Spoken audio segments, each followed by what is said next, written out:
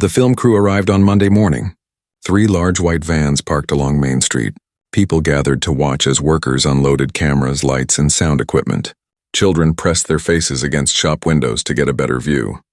Shop owners stood in doorways, curious and excited. Elena walked past the commotion on her way to work. She kept her eyes forward and her pace steady. The cameras did not interest her. She had a job to do and a routine to keep. At the grocery store, her coworkers talked about nothing else. "Did you see all those cameras?" asked Sarah, who worked at the customer service desk. "They're filming the whole downtown area." "We might be on television." Elena simply nodded and continued stocking the shelves. She did not share their excitement. To her, it was just noise and distraction. The town would go back to normal once the crew left. For the next 2 days, the film crew set up their equipment around town. They interviewed shop owners. They filmed the empty storefronts and the old fishing docks. They captured footage of people going about their daily lives. Some people tried to get on camera. They waved and smiled whenever they saw the equipment. Others, like Elena, simply ignored it all. On Wednesday afternoon, Elena finished her shift at 3 o'clock. The weather was beautiful. The sun was bright and a gentle breeze came from the ocean. She decided to take her usual walk along the beach before going home. She changed out of her work clothes in the store bathroom and put on a simple t-shirt and jeans. As she walked toward the pier, she noticed the film crew had set up near the waterfront. They were filming the pier and the boats tied up at the dock. A reporter was talking to the camera, probably explaining how the fishing industry had declined. Elena paid little attention. She walked past them, carrying a small bag with her work clothes inside. The pier stretched out into the water for about 200 feet. Old wooden posts supported the structure. Seagulls rested on the railings. A few tourists took pictures. Some local teenagers sat at the end with fishing poles. It was a peaceful scene. Elena was about 50 feet from the pier when she heard a car engine roaring loudly. She turned her head and saw a dark blue sedan speeding down the street that ran alongside the waterfront. The car was going much too fast. People jumped out of the way. Someone screamed. Everything happened quickly. The driver seemed to lose control. The car swerved wildly. Its tires screeched against the pavement.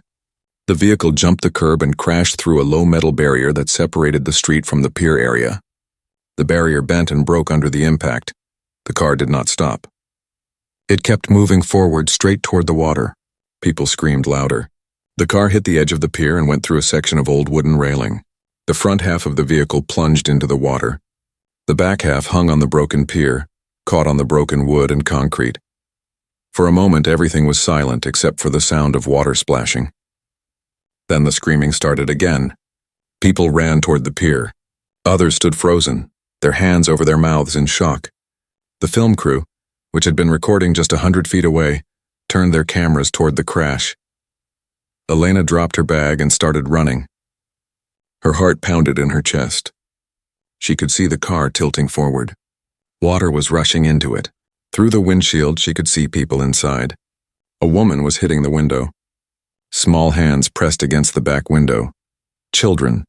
Most of the people on the pier stood at the edge looking down at the car. They were shouting, but no one was moving. No one was going into the water. Elena pushed through the small crowd. She kicked off her shoes. Someone grabbed her arm. "Wait for help," a man shouted. "The fire department is coming." Elena pulled her arm away. She did not say anything. There was no time for talking. The car was sinking deeper. The front end was now completely underwater. The back tires were the only part still above the surface, and they were slipping down slowly. She jumped into the water. The cold hit her like a physical blow. Her breath caught in her throat. The water in November was freezing. Her clothes became heavy immediately, pulling her down. For a second, old fears rushed through her mind. She had nearly drowned as a child. She had been afraid of deep water ever since, but she pushed the fear down and swam toward the car. Her arms moved through the water. Her legs kicked hard. The car was about 15 feet from where she had jumped in. It felt like a mile. She reached the car and grabbed onto the door handle. The back half of the car was still partly out of the water. She could see 2 children in the back seat. A boy and a girl, both young, maybe 6 and 8 years old. Their faces were pressed against the window. Their eyes were wide with terror. The water inside the car was rising quickly. Elena tried to open the back door, but it would not budge. The water pressure was holding it closed. She hit the window with her fist, but it did not break. Her hands were already numb from the cold. She looked around desperately. A large rock was stuck between two wooden posts of the pier, left over from some old construction work. She swam to it and pulled it free. It was heavy, almost too heavy to lift. She used both hands to carry it back to the car. The vehicle was sinking faster now. The water was at the children's chests. She could hear their muffled screams through the glass. With all her strength, Elena swung the rock at the back window. The first hit created a small crack. She swung again. The crack spread. The third hit shattered the glass into hundreds of small pieces. Water rushed into the car even faster now, but Elena reached through the broken window. "Give me your hand," she shouted to the boy. He was closer to the broken window. His small hand reached out and she grabbed it. She pulled him through the window opening, being careful of the broken glass. He coughed and cried as she pulled him free. "Swim to the pier," she told him, pointing. "Go now." The boy was scared, but he dog-paddled toward the pier. People were reaching down to help him. Elena turned back to the car. The girl was farther away, still strapped in her seatbelt. The water was at her neck now. Elena pulled herself halfway through the window, the broken glass cutting her arms. She reached the seatbelt and pushed the release button. It clicked open. She grabbed the girl and pulled her toward the window. The girl was panicking, thrashing in the water. Elena held her tight and pulled her through the opening. Once they were both out of the car, Elena held the girl's head above water and swam toward the pier with one arm. Her muscles were burning. Her lungs felt like they were on fire. The cold water had drained her strength, but she kept moving. People reached down from the pier. Strong hands grabbed the little girl and pulled her up to safety. More hands reached for Elena. "There are more inside," someone shouted. "The parents are in the front." Elena looked back at the car. The whole vehicle was now underwater except for a small part of the trunk. She took a deep breath and dove down. The water was murky and cold. She could barely see. Her fingers touched metal. She found the front door and tried to look through the window. A woman's face appeared on the other side of the glass. Her eyes were open but unfocused. She was not moving. Elena pulled on the door handle, but it would not open. The water pressure was too strong. She swam to the surface, gasped for air, and dove down again. This time, other people were in the water with her. 3 men had finally jumped in. Together, they worked on the front doors. One man had a crowbar from his truck. They wedged it into the door frame and pushed. The door opened slightly. Water rushed in. They pulled harder, and the door opened enough for them to reach inside. They pulled the woman out first. She was not breathing. They dragged her to the pier where people pulled her up. Someone started doing chest compressions. Elena dove down again with 2 of the men. They found the driver, the woman's husband. He was unconscious too. They pulled him free and brought him to the surface. By now, sirens were wailing in the distance. Fire trucks and ambulances were coming. People on the pier were performing CPR on both adults. Elena climbed up onto the pier with help from the men who had jumped in with her. She collapsed onto the wooden planks, coughing and shaking from the cold. Someone wrapped a blanket around her shoulders. She looked over and saw the 2 children. They were wet and crying but alive. A paramedic was checking them. The boy was holding his sister's hand. They kept looking at the spot where their parents were receiving CPR. Elena's arms were bleeding from the broken glass. Her whole body was shaking violently. She could barely feel her fingers or toes. But she had done it. She had gotten the children out. Everything else seemed far away, like she was watching it happen to someone else. The cameras had recorded everything. The documentary crew had captured every moment from the time the car crashed until the rescue ended. They had filmed Elena running toward the danger while others stood frozen. They had recorded her jumping into the freezing water without hesitation. They had caught her breaking the window and pulling the children to safety. The footage was raw and real. It showed her determination, her fear, and her refusal to give up. As paramedics wrapped her in warm blankets and checked her injuries, Elena did not think about the cameras at all. She was watching the paramedics work on the parents, praying they would survive. She did not know that in a few hours the footage would be on the internet. The ambulance took Elena to the hospital along with the family from the car. The doctors cleaned and bandaged the cuts on her arms from the broken glass. They treated her for mild hypothermia. Her body temperature had dropped dangerously low from the cold water. They gave her warm blankets and hot drinks. They wanted to keep her overnight for observation. Elena sat in the hospital bed wearing a thin gown, feeling uncomfortable and tired. A nurse brought her some soup. Her hand still shook as she tried to eat. She asked about the family she had helped rescue. The nurse told her the children were fine, just scared and cold. The parents were in critical condition but stable. The doctors were hopeful they would recover. Elena felt relief wash over her. She finished her soup and tried to rest. A doctor came in to check on her again. He said she was very brave but also very lucky. The water had been so cold that staying in it much longer could have killed her. She just nodded. She did not feel brave. She felt exhausted. While Elena rested in the hospital, something extraordinary was happening in the world outside. The documentary crew had immediately uploaded their footage to their news network. The video showed everything. Within an hour, other news organizations picked up the story. Within 2 hours, the video was on every major news website. Social media exploded. The video was shared thousands of times in the first hour, then tens of thousands, then hundreds of thousands. People could not stop watching. They saw a woman in simple clothes drop everything and run toward danger. They saw her jump into freezing water without hesitation while others stood frozen. They watched her break the car window with a rock and pull out 2 terrified children. The footage was powerful because it was real. There was no music, no editing, no Hollywood effects. Just a regular person doing something extraordinary.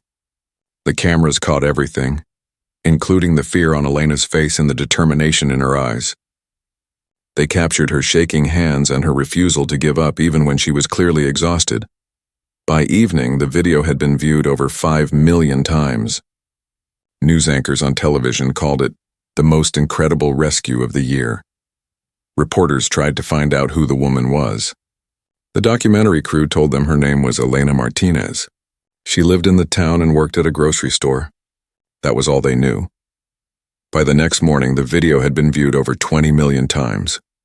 It was the top story on every news channel. People around the world were talking about Elena. The footage had been translated into dozens of languages. In Japan, China, Brazil, France, Germany, and countless other countries, people were watching the rescue and sharing it with their friends.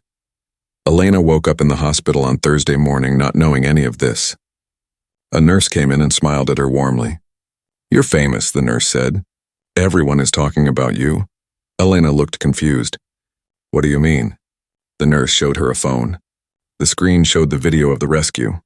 The view counter said 30 million views. Elena stared at the screen in shock. She watched herself running toward the pier. She saw herself jump into the water. It looked like someone else. It felt like a dream. "I need to go home," Elena said quietly. The doctor came in and checked her one more time. Her body temperature was normal now. The cuts on her arms were not serious. He agreed to discharge her but told her to rest for a few days. Elena got dressed in the clothes the hospital had washed and dried for her. She walked out of her room and found the hallway filled with people. Reporters crowded the corridor. Cameras flashed. Microphones were pushed toward her face. Everyone started shouting questions at once. "Elena, how do you feel? Were you scared? What made you jump in? Can you tell us about the rescue?" Elena froze. She had never been comfortable with attention. The noise and the cameras overwhelmed her. Hospital security pushed the reporters back and helped Elena walk to the exit. But outside, even more reporters were waiting. News vans lined the street. Camera crews filmed her every step. A police officer helped her get into a taxi. The driver recognized her immediately. "You're the woman from the video," he said excitedly. "You're a hero." Elena did not respond. She just gave him her address and looked out the window. The 20-minute drive felt like hours. The driver kept looking at her in the mirror, wanting to say more, but he could sense she wanted quiet.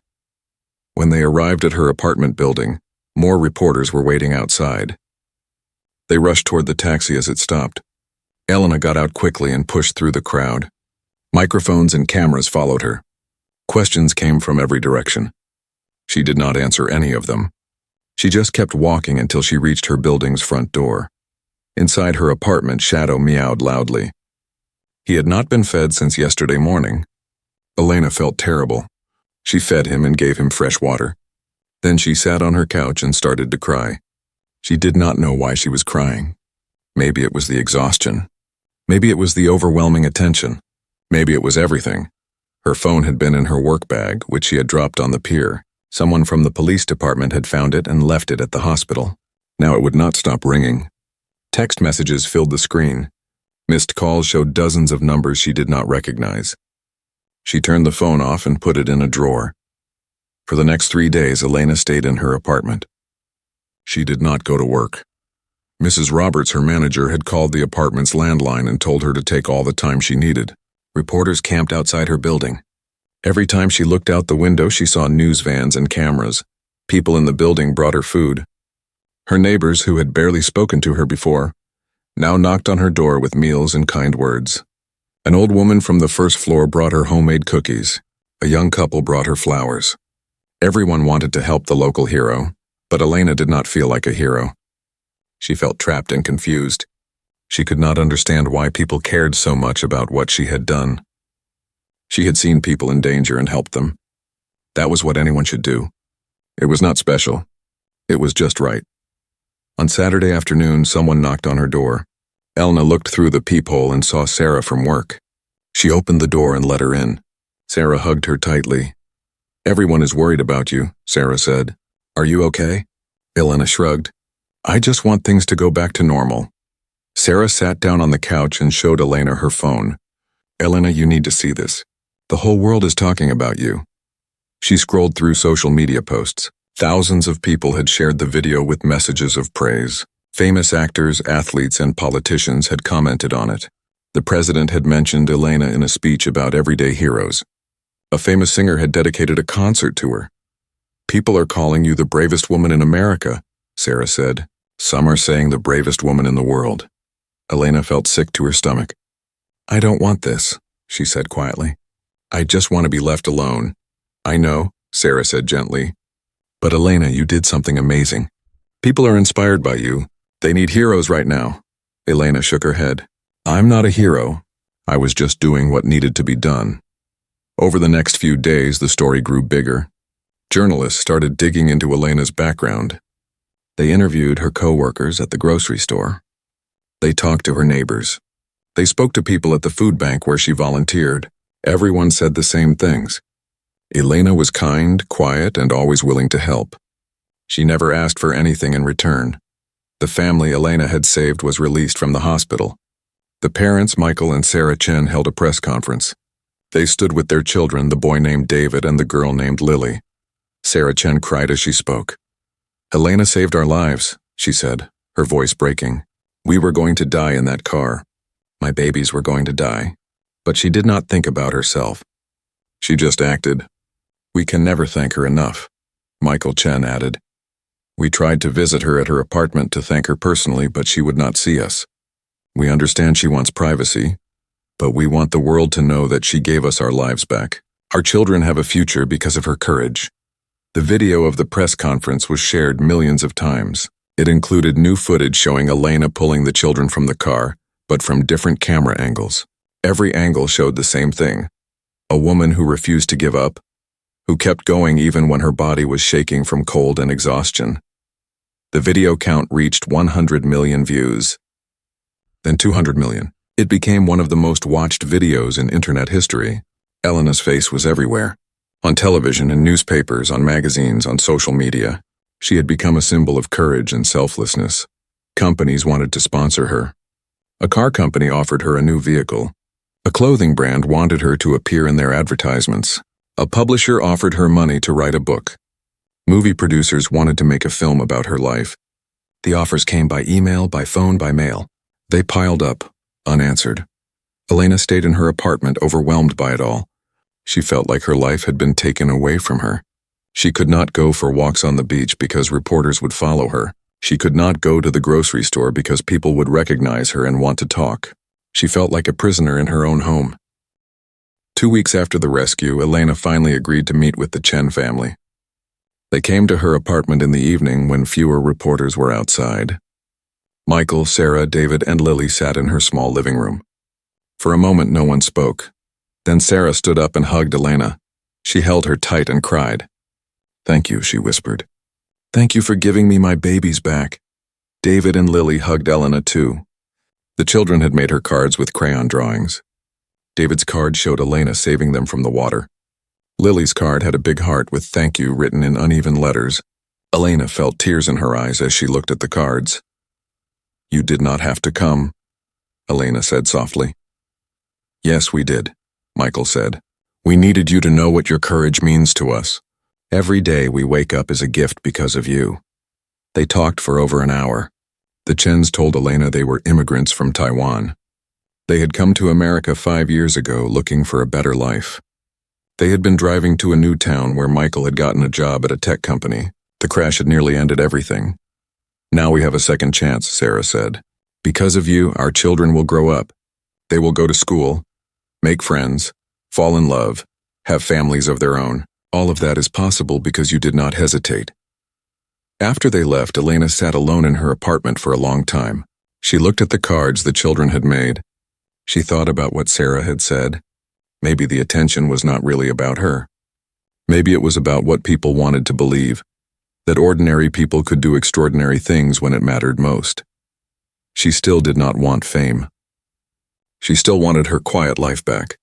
But for the first time, she understood that her story had become bigger than herself. People needed to believe that there were still good people in the world. People who helped others without thinking about rewards or recognition.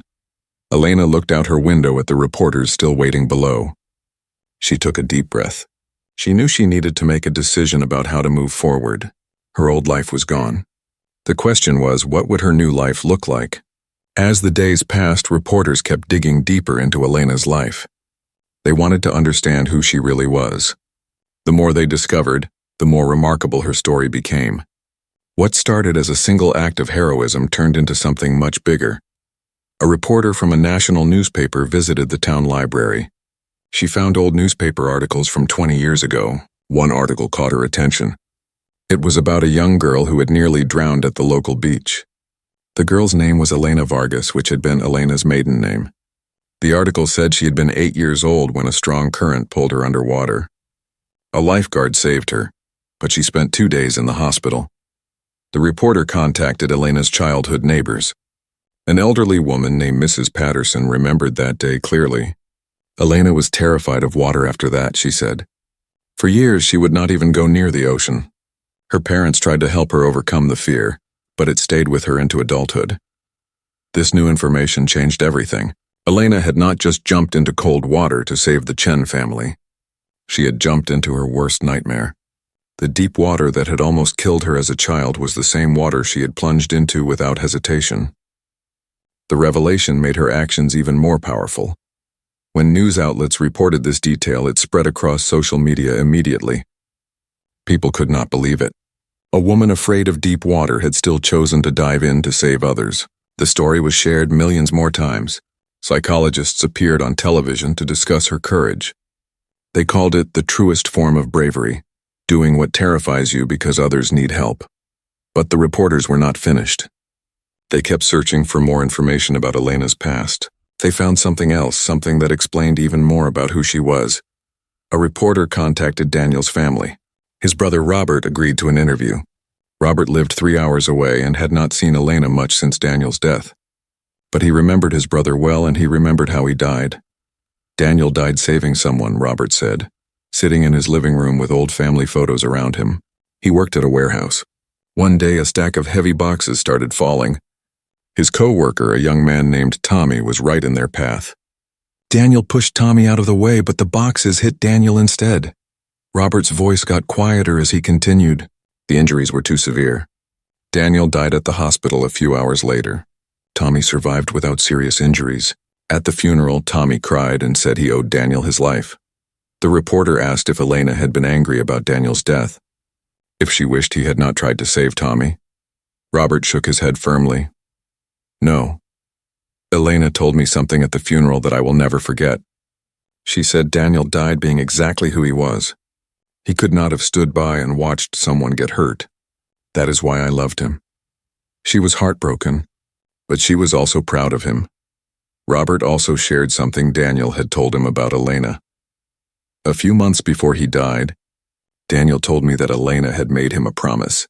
She promised that if he was not around anymore, she would carry on his belief that helping people was the most important thing in life. He told me, Elena understands what matters. She always has. When this story was published, millions of people read it. Social media posts filled with emotional responses. People were crying over their phones and computers.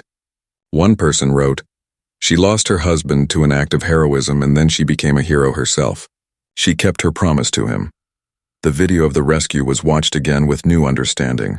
People saw Elena not just as someone doing the right thing, but as someone honoring the memory of the man she loved. Someone living by the values they had shared together. But there was more. A woman named Grace Williams came forward with another story. Grace ran the community food bank where Elena volunteered. She asked a reporter to meet her at the food bank on a quiet afternoon. Grace showed the reporter the food bank's records. "Elena has volunteered here for 3 years," Grace said. "She comes every Saturday and sometimes during the week. She sorts food, packs boxes, and helps distribute supplies to families." The reporter thought this was nice, but not particularly unusual. Many people volunteered at food banks, but Grace was not finished. "What Elena does not know I know is this," Grace continued. "She donates most of her paycheck to this food bank. I found out by accident when I was processing donations last year. I saw her name on multiple receipts. When I added it up, I realized she was giving away almost 3/4 of what she earned." Grace pulled out a folder with copies of donation records. Elena's name appeared again and again. $500 one month, $600 the next, sometimes more. The donations went back 3 years, starting just a few months after Daniel's death. "I never told her I knew," Grace said. "Elena is very private. She does not want recognition. But people need to know who she really is. This woman lives in a tiny apartment, walks to work because she cannot afford a car, and eats simple meals. Meanwhile, she gives almost everything she has to help feed hungry families." The reporter asked how Elena could survive on so little money. Grace explained that Elena lived extremely simply. She did not buy new clothes, did not go to movies or restaurants, and did not spend money on anything unnecessary. Every dollar she kept was for rent, basic food, and cat food for Shadow. "I asked her once why she volunteered here," Grace said. "She told me it was because her husband had believed in helping others and she wanted to honor that. She said seeing families get food they needed made her feel close to him somehow." This revelation hit the media like a wave. News anchors struggled to keep their composure while reading the story on air. One famous television host cried during her show while talking about it. "This woman," she said through tears, "has been a hero every single day for 3 years. She just did it quietly where no cameras could see." More people came forward with stories. A man named James Rodriguez contacted a newspaper. He was in his late 20s and worked at a local auto repair shop. He had a story about Elena that he wanted to share. "5 years ago, I could not read," James said. "I had dropped out of school when I was 15, and I never learned properly. I hid it from everyone. I felt ashamed. One day at the library, Elena saw me struggling with a job application form. Most people would have ignored me or felt sorry for me. Elena asked if I needed help. James said that when he admitted he could not read well, Elena did not judge him or pity him. She offered to help teach him. For the next year, Elena met him at the library twice a week. She used simple books and patient methods to help him learn. Everyone else had given up on me," James said. "Teachers, family members, even myself. But Elena never gave up. She believed I could learn, so I started believing it too. Now I can read anything. I read books for fun. I help my own kids with their homework. Elena gave me that." When reporters asked James if Elena had asked for money or anything in return, he laughed. "She would not even let me buy her a cup of coffee. She said seeing me learn was reward enough. I only found out recently that she was doing all this while working full-time and dealing with her husband's death. I had no idea what she was going through. She never mentioned it." The stories kept coming. A teenage girl named Melissa spoke about how Elena had helped her mother when they were homeless. An elderly man told how Elena had visited him in the hospital every day when he had no family. A young mother described how Elena had paid for her groceries one day when her credit card was declined, then quietly left the store before being thanked. Each story painted the same picture. Elena was someone who helped people constantly, quietly, without wanting recognition or reward. She did it because it was right. She did it to honor Daniel's memory. She did it because that was who she was. A journalist wrote a long article titled "The Woman Who Was Always a Hero." The article gathered all these stories together. It described Elena as someone who had been performing small acts of heroism every day for years, long before the cameras were there to capture one big moment. The rescue at the pier was not unusual for Elena Martinez, the article said. It was just the first time the world was watching. She has been jumping into deep waters, both literal and metaphorical, her entire life. The article went viral immediately. It was shared over 50 million times. People around the world were not just impressed anymore. They were deeply moved. Elena represented something people felt was missing in modern life: genuine, consistent, quiet goodness. In her apartment, Elena read some of these stories on her phone. She felt embarrassed and exposed. She had never wanted people to know about the food bank donations or teaching James to read or any of it. Those were private acts. They were between her and the people she helped. But she also felt something else. She felt that maybe Daniel would be proud. He had always said that small acts of kindness mattered just as much as big ones. He had believed that being a good person was not about one big heroic moment, but about making good choices every single day. Elena looked at a photo of Daniel on her shelf. In the picture, he was smiling at the camera, holding up a fish he had caught. That was taken 2 years before he died. He looked happy and healthy. She missed him every day. "I kept my promise," she whispered to the photo. "I tried to live the way you did." Outside her window, the reporters were still there. But now they were not just reporting a rescue story. They were telling the story of a life well lived, of promises kept, of love that survived death. They were telling the story of Elena Martinez, a simple woman who showed the world what true heroism looked like. The next morning, Elena made a decision. She could not hide forever.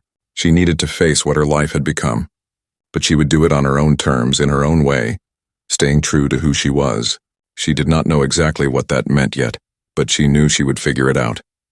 She fed Shadow, made her coffee, and looked out at the ocean in the distance.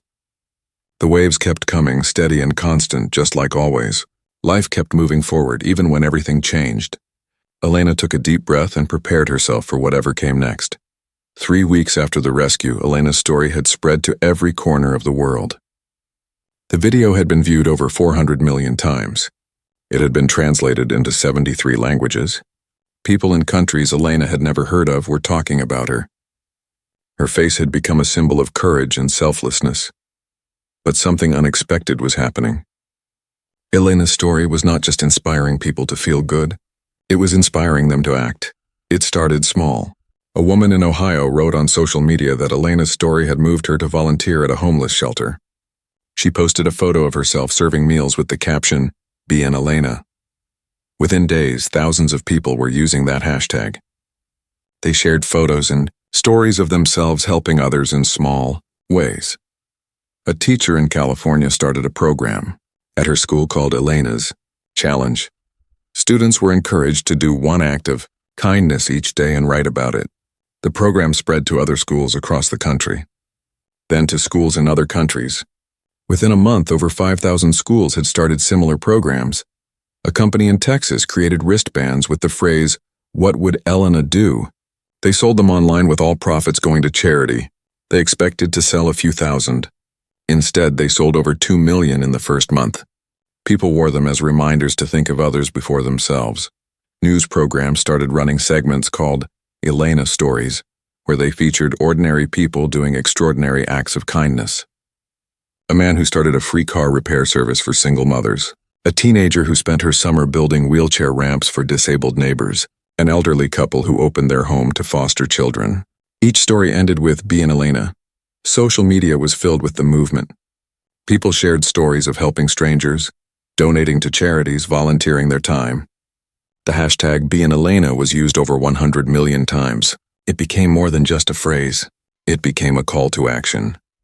Elena watched all of this from her apartment with mixed feelings. She was glad people were helping others. That was good and important. But she felt strange being the face of it all. She had not done anything special. She had just helped people who needed help. One afternoon, a special delivery arrived at her door. It was a large envelope with an official seal. Inside was a letter from the United Nations. They wanted to honor her at a special ceremony. They wanted her to speak about compassion and courage. They wanted her to meet world leaders and inspire global humanitarian efforts. Elena put the letter on her kitchen table and stared at it. The United Nations. World leaders. A global stage. It felt impossible. She was just a grocery store clerk from a small town. What could she possibly say to world leaders? More invitations came. The President of the United States wanted to meet her at the White House. A major television network offered her a primetime special. A streaming service wanted to create a series about her life. A famous author wanted to write her biography. Publishing companies offered her millions of dollars for a book deal. Every major talk show host in America called her. Celebrities posted about wanting to meet her. A famous actress said Elena was her hero. A professional athlete wore a jersey with Elena's name on it. A popular singer wrote a song inspired by her story. The attention was overwhelming. Elena's small apartment felt like it was closing in on her. She could not go outside without being recognized.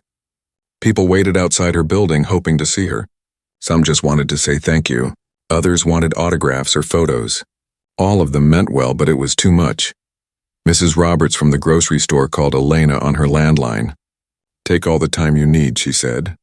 "Your job will be here when you are ready. But Elena, I need to tell you something. The store has been flooded with customers. People come from all over just to see where you work. They buy things and leave extra money as donations for you.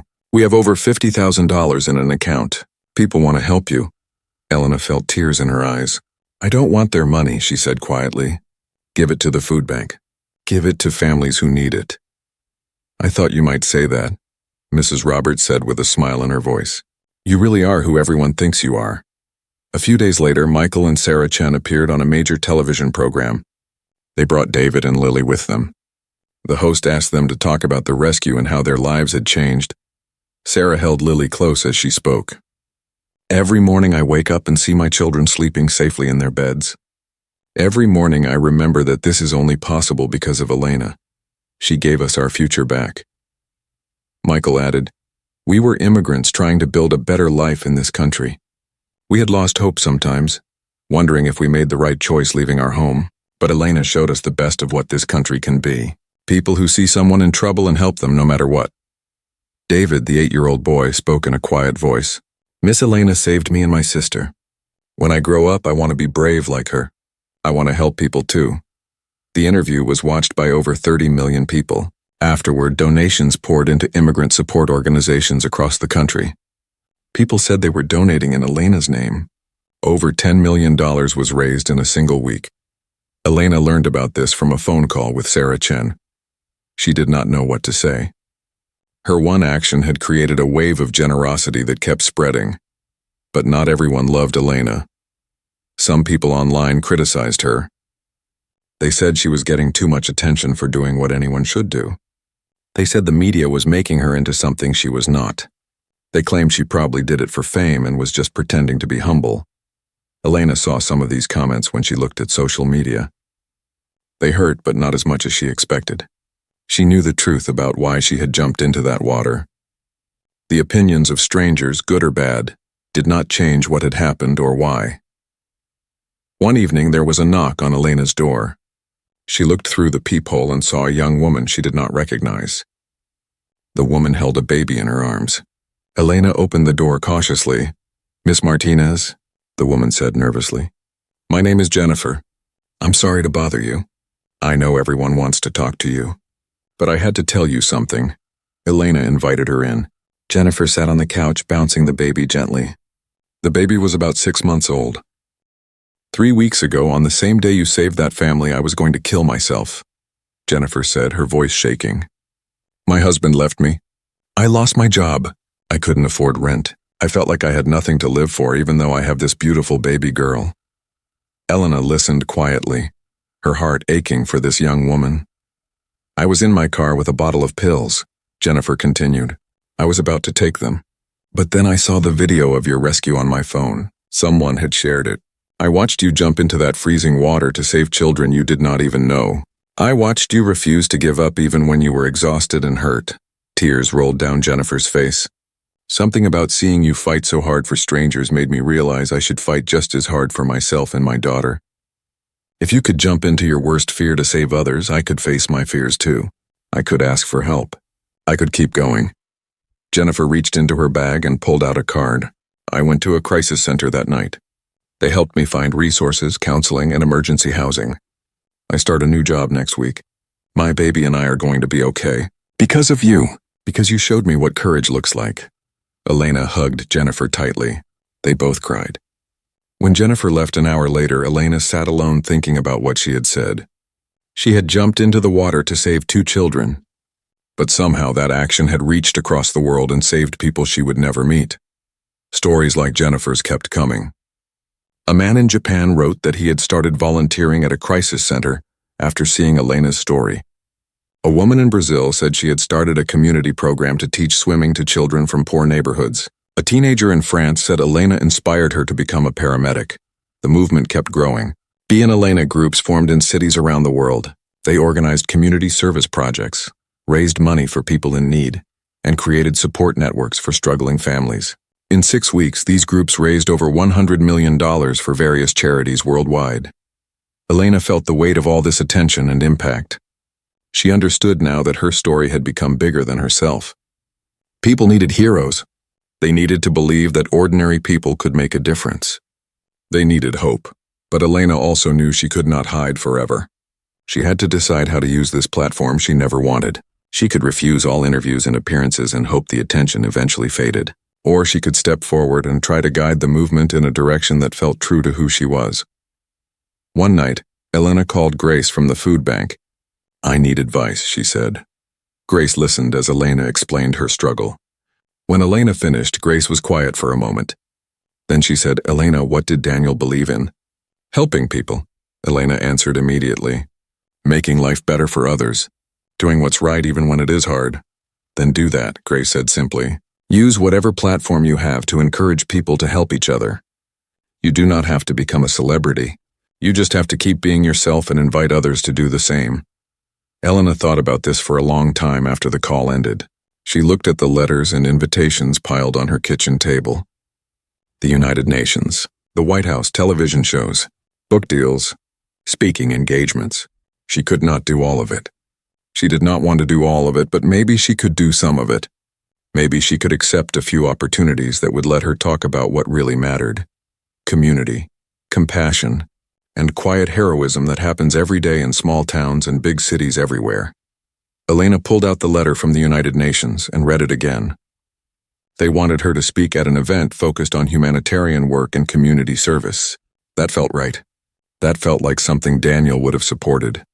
She also looked at invitations from schools. Several high schools and universities wanted her to speak to students about courage and service. That felt right too. Young people were the future.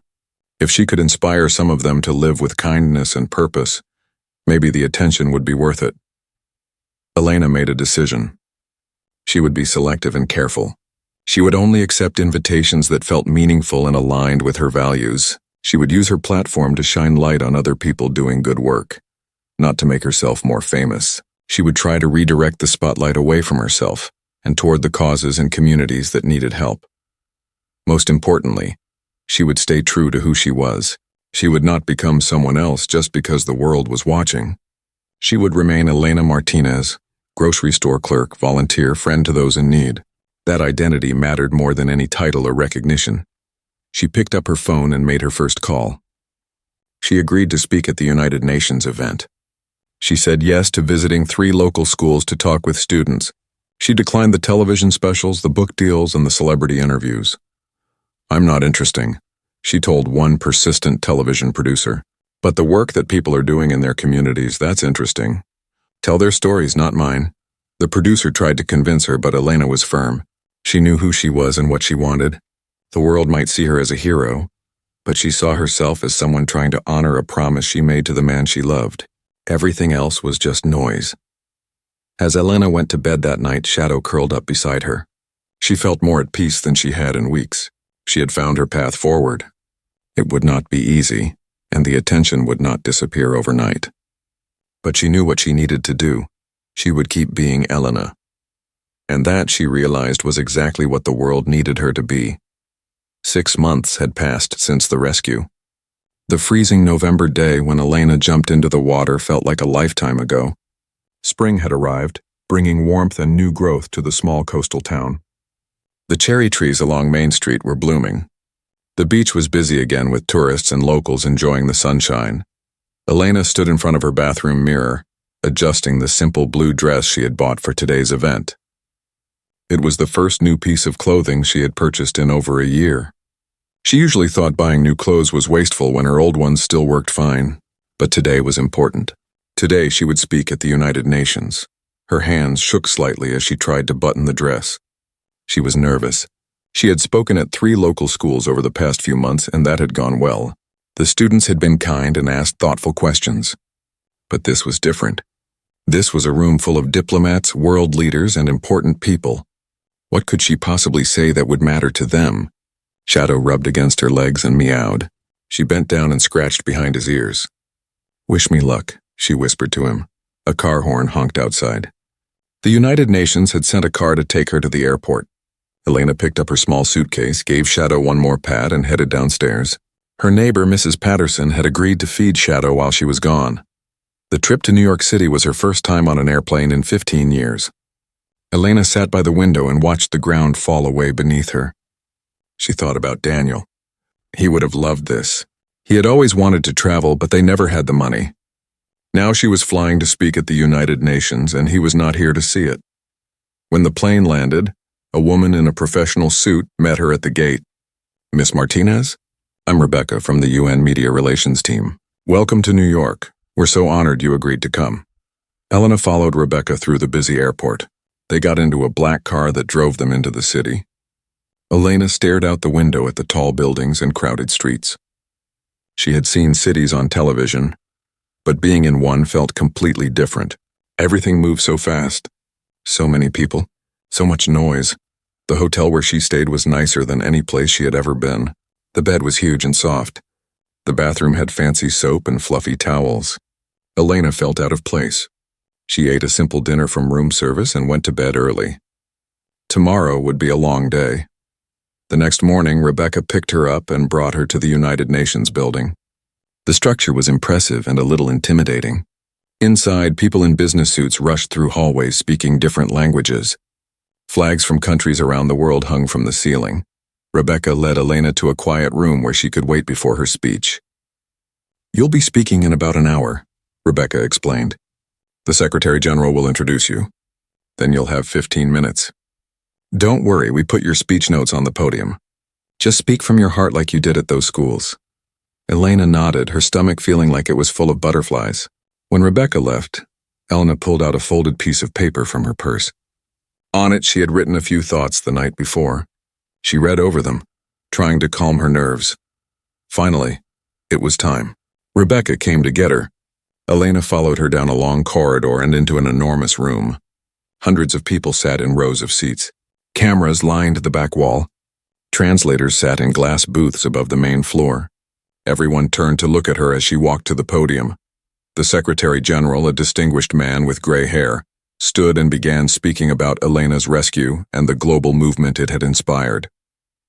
He talked about the Be an Elena initiative and the millions of dollars raised for humanitarian causes. He spoke about how her story had reminded the world about the power of individual action and compassion. Then he said, "Please welcome Elena Martinez." The room erupted in applause. People stood up.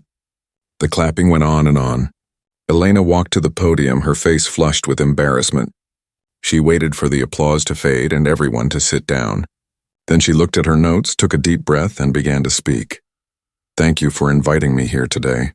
I am not comfortable with attention or praise. I am just a regular person who did what anyone should do when someone needs help.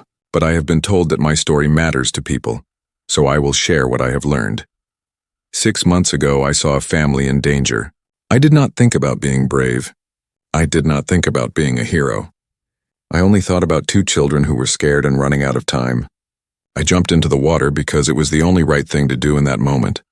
What I did not know was that millions of people were already doing the same thing every single day in their own communities. They were feeding the hungry, teaching those who struggle to learn, visiting the lonely, and helping the poor. They were being heroes without cameras or recognition. I want to talk about some of these people today, because their work matters more than mine. Elena then spoke about Grace and the food bank volunteers who worked tirelessly to fight hunger. She talked about the teachers who stayed late to help struggling students. She mentioned the nurses who held patients' hands during scary medical procedures. She described the neighbors who checked on elderly people living alone. These people are heroes, Elena said firmly. They do not do it for fame or money. They do it because they believe in taking care of each other. That is what makes a community strong. That is what makes humanity beautiful. She paused and looked around the room. I learned from my husband that being a good person is not about one big moment. It is about making good choices every single day. He died saving someone just like he lived. He showed me that how we treat people when no one is watching reveals who we really are. I made him a promise before he died. I promised to keep helping people, to keep doing what is right. That promise guides me every day. It guided me when I jumped into that water. It guides me now as I stand here talking to you. Elena's voice grew stronger. The world does not need more people like me. The world needs more people who are already like you. Everyone in this room has the power to make someone's life better. You do not need to jump into freezing water. You can smile at someone who looks sad. You can help carry heavy bags. You can listen when someone needs to talk. You can donate time or money to causes you believe in. You can choose kindness over convenience. She looked down at her notes, then decided to speak without them. I work at a grocery store. I stock shelves and help customers. It is simple work, but I try to do it with care. I try to notice when someone is struggling. I try to help when I can. That is my life. That is who I was before the cameras, and that is who I still am. The attention I have received makes me uncomfortable, but I have realized something important. My story is not really about me. It is about what people want to believe. That ordinary people can do extraordinary things. That we can all choose to be better. That helping others is not just the job of governments or charities, but the responsibility of every person. So I ask you not to focus on what I did one day. Instead, focus on what you can do today. Look around your communities and find people who need help. Find organizations doing good work and support them. Find children who need mentors and guide them. Find problems that seem too big and work on them anyway. Be the person someone needs. Be the hope someone is looking for. Be the help that saves someone's life. Whether that means jumping into water or simply being kind when kindness is needed most. Elena looked at her final note. My husband used to say, do what's right when no one's watching. I think he was correct. But I would add this. Do what is right whether anyone is watching or not. Do it because it matters. Do it because people matter. Do it because that is what it means to be human. She stepped back from the podium. Thank you for listening. The room was silent for a moment. Then the applause began. It was even louder than before. People stood again. Some were crying. The applause continued for several minutes. Elena stood awkwardly at the podium, not sure what to do. Finally, the Secretary General came up and shook her hand, and she was able to leave the stage. After the event, many people wanted to talk to Elena. Ambassadors from different countries thanked her. Humanitarian workers told her about their projects. Young people said she inspired them to pursue careers in public service. Elena listened to each person and tried to redirect praise back to the work they were doing.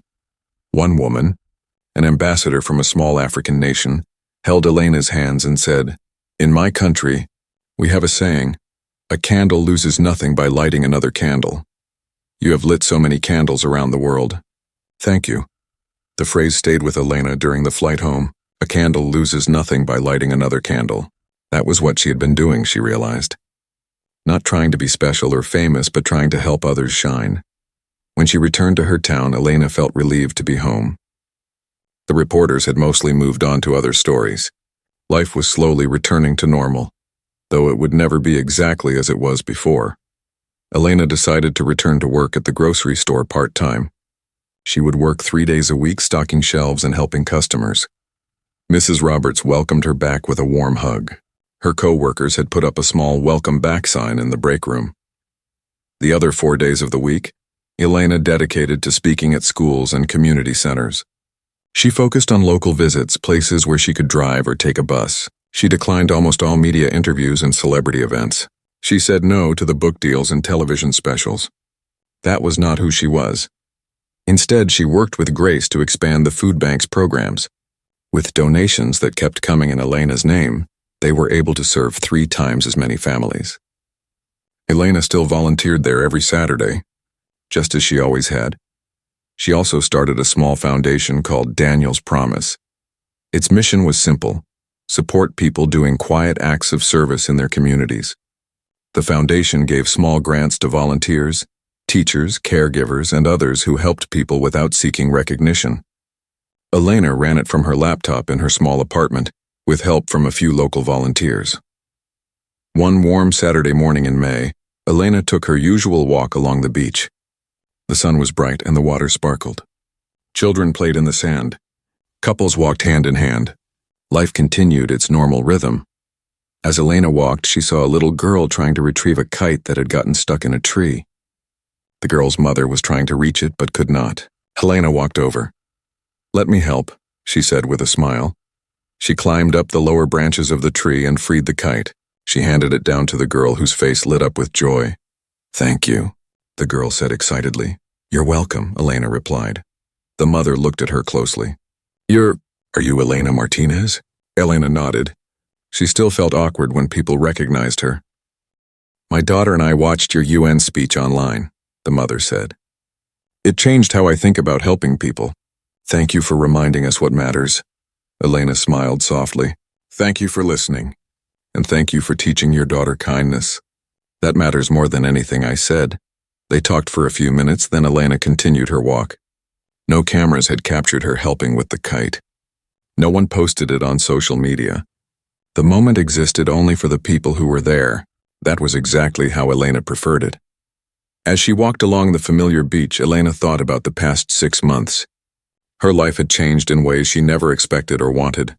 But she had found a path forward that felt true to who she was. She could honor Daniel's memory, help people in need, and inspire others to do the same, all while remaining herself. She thought about the ambassador's words. A candle loses nothing by lighting another candle. Around the world, people were lighting their own candles now. They were helping in their communities, starting their own programs, and making their own promises to be better. Elena's part in all of that was small. She had jumped into water one day and happened to be on camera. That was all. The real work, the important work, was being done by millions of ordinary people choosing to be kind every single day. She reached the end of the beach and turned around to walk back. The sun was warm on her face. The sound of waves was peaceful. In the distance, she could see her town, the place she called home. It was not fancy or famous. It was just a small coastal town with simple people living simple lives, and that was perfect. Elena walked slowly back toward her apartment, in no hurry to be anywhere else. She had work at the grocery store on Monday. She had a visit to a middle school on Tuesday to talk with students. She had her volunteer shift at the food bank on Saturday. Her life had a rhythm again, a purpose, a meaning. She passed a young couple sitting on a bench. They were struggling to open a stubborn umbrella as clouds began forming overhead. Elena stopped. "Would you like some help?" she asked. They smiled gratefully. Together they got the umbrella open just as the first raindrops began to fall. Elena laughed as she hurried toward home, getting slightly wet but feeling perfectly content. No cameras recorded the moment. No headlines would be written about it. No one would call her a hero for helping with an umbrella. And that was exactly right. Because true heroism, Elena had learned, was not about the moments when everyone was watching. It was about all the moments in between. It was about choosing kindness when it would be easier to walk past. It was about helping because help was needed, not because praise would follow. Elena reached her apartment building. She climbed the stairs to her second-floor home. Shadow greeted her at the door with his usual loud meows. She fed him, changed into dry clothes, and made herself a simple dinner. As she ate, she looked at the photo of Daniel on her shelf. "I'm still keeping my promise," she said quietly to his smiling face. "I'm still trying to do what you would do." Outside her window, the rain fell gently on the small coastal town. Life continued its normal flow. Tomorrow would bring new opportunities to help, new chances to be kind, new moments to make someone's day a little bit better. Elena finished her dinner, washed her dishes, and settled onto her couch with a book. Shadow curled up beside her. The apartment was quiet and warm. Her life was simple and good. The world had called her a hero. They had put her on television and given her awards. They had shared her story millions of times. But Elena knew the truth. She was just a regular person who tried to do the right thing. No more, no less. And in the end, that was the most important thing she could be. The rain continued to fall outside. Elena read her book until she felt sleepy. She marked her page, turned off the lamp, and went to bed.